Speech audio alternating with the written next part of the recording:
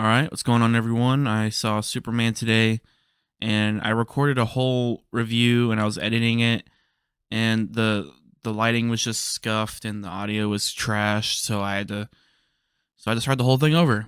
So I'm excited about that. So at least now I know most of the points I want to make, so I can just get them. I can just knock them out real quick. Overall, I think it was a pretty good movie. I think having to set up the new DC and a new Superman, I think James Gunn did a pretty good job. And David Cornsweet as Superman, he did a good job as well. I'm not the biggest DC fan. Not that I don't like DC, I'm just not the biggest into their stuff. So a lot of the Superman lore and a lot of the stuff, I'm sure a lot of it just flew over my head. I have just like a base level knowledge of Superman as a character. But I do like that they skipped the origin story, which a lot of superhero movies do nowadays, because like Superman, Batman, Spider-Man, you don't need an origin story anymore. Everyone knows it. But I do feel like jumping into the middle of an already established world kind of takes away from the stuff with the Daily Planet, because you have Rachel Brosnahan as Lois Lane, and she's great, and you have Skylar Gisondo as Jimmy Olsen. So those are like his two best friends, really, like his two partners in crime. And I feel like they were kind of pushed to the side. Mainly Jimmy. Lois was in the movie for quite a bit, but again, I just feel like she was kind of just there. She wasn't really doing much. She's a go-getter. She always looks for the truth. She doesn't listen to people on either side until she knows the facts. Well, she'll listen, but she won't believe people until she actually knows the facts for herself. I think a lot of the help she was doing in the movie was kind of just like, I'm tagging along to this dangerous mission. And it's like, I get what you're doing, but also it's just like these metahumans that they're fighting, one of them could easily just chop you in half. Like the engineer with like the saw hands easily just go, there you go, Lois is dead. Like, I understand these characters need to be strong to save, like, or go on whatever missions, but it's like, again, these are just humans. They would get turned to mashed potatoes by any of these characters that they're next to. I think hopefully in a sequel, they'll focus more on the Clark Kent side, because again, Clark Kent wasn't really in the movie. He was mainly in the suit most of the time. Again, it's hard to balance the two when you have to set up a whole universe and establish a new Superman and somehow make it all work. For what James Gunn had to juggle, he did a pretty good job. I think this movie will probably do pretty well, because it seems, because I saw it at 2 p.m. on a Thursday, and the screening was sold out. And from like the reactions and stuff, it seems people fairly enjoyed it. A lot of laughs, a lot of clapping, and you have Nicholas Hoult as Lex Luthor, of course. He's great. He was in the running to play Superman, or he was like auditioning, doing screen tests, which we don't see Nicholas Hoult as Superman. He just doesn't have the look, and that's okay. Not every actor can play every character in existence. So I think him as Lex Luthor was good.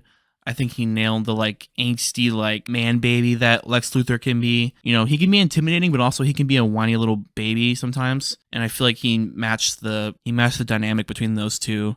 Just like Lex Luthor trying to act tough, and then when Superman's around and everyone's giving him attention, he's fuming and he's like stomping his feet and stuff. So I thought Nicholas Hoult was pretty good. And I think it's good to have a somewhat mostly unknown Superman, like David Cornsweet. He's not an unknown, but he's not like a household name. And I feel like Superman will probably make him that name, or like at some point in the future.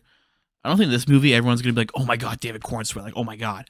Like, I feel like it might take a few movies, once they get the universe built up some more, and we get more Superman. And you have Crypto, of course. Crypto the dog. Crypto is fine. Like a lot of people were complaining about the trailers. So like if you weren't annoyed with Crypto in the trailer, I have a feeling you're not going to really change your mind in the movie, because he still acts the same way he does in the trailer in the movie. Again, because he's a dog. And they even explain at one point in the movie like why he acts the way he does, and you're like, oh, that makes total sense. Because if you've ever had a dog, or if you have a dog, you understand that if you don't train your dog properly, they're gonna act like an asshole. Ma and Pa Kent, again, the actual Clark Kent stuff was pushed to the side so they could focus on the Justice Gang, which is what Nathan Fillion, Guy Gardner calls themselves, or he calls them that. No one else likes it. And then you have Mr. Terrific and Hawk Girl, which I thought it was an interesting choice for these three.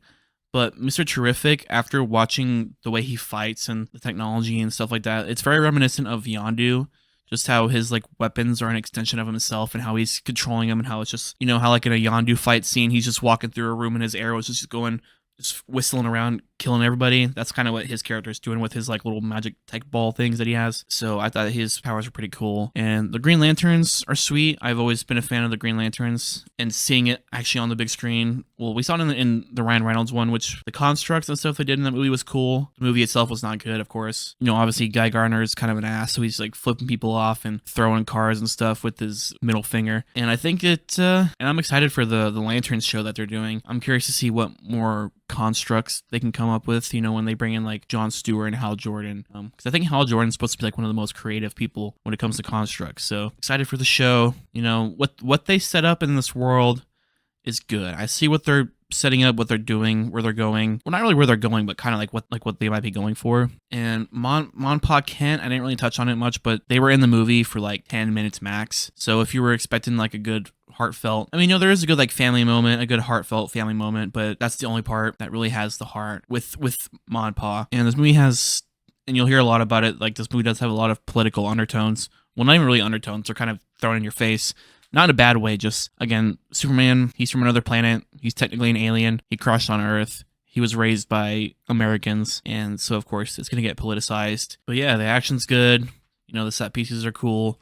Some of the CGI is a little blurry, but you're going to have that with when you're, like, flying around at high speeds, and there's a bunch of crap going on. But I don't think it really took you out of the movie, at least not for me. I will say the trailer did show quite a bit. It did jumble it out of order, so it's kind of, you don't really know like what order it's going to come in. But again, I think a lot of the cool scenes, like the scene where he's like spinning around shooting his laser beams out of his eyes, that could have been saved for the actual movie. Yeah, other than that, I think it's a good start to the DCU. I don't think anyone's minds are gonna be blown from watching this movie. I think it's good. You know, I'd probably rate it 3.5 out of 5.